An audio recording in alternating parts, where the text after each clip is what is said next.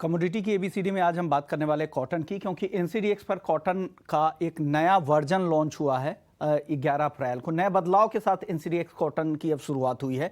Cotton के दो contract है, कपास के नाम से जो अनजीन्ड अनप्रोसेस्ड एकमात्र कॉन्ट्रैक्ट है पूरी दुनिया का, और एक कॉटन का कॉन्ट्रैक्ट है जिसका डिलीवरी सेंटर राजकोट है और कड़ी वगैरह उनके एडिशनल डिलीवरी सेंटर। ट्रेडिंग और डिलीवरी यूनिट की बात करें तो इसमें बदलाव हुआ है। यह 25 गांठ का हो गया है, और एक गांठ की अगर बात करें तो ये 170 किलोग्राम के बराबर एक गांठ होता है कॉटन में।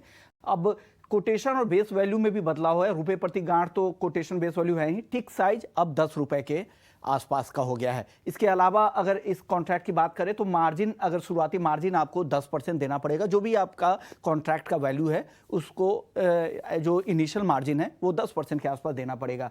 अब नए बदलाव के साथ ये कॉन्ट्रैक्ट आ तो गया है, लेकिन इसकी खास बातें क्या है। 29 mm की ये कॉटन है। गुजरात, महाराष्ट्र, आंध्र प्रदेश, एमपी, कर्नाटक, ये कुछ बड़े राज्य हैं जहां पर इस कॉटन की सबसे ज़्यादा उत्पादन होती है। इसके अलावा जून जुलाई में इसकी बुआई होती है, सोइंग होती है, और अक्टूबर के आसपास इसके अराइवल शुरू हो जाते हैं। यानी 4 महीने का टोटल क्रॉप का सीजन होता है। अब बात कर लेते हैं इसके कॉटन।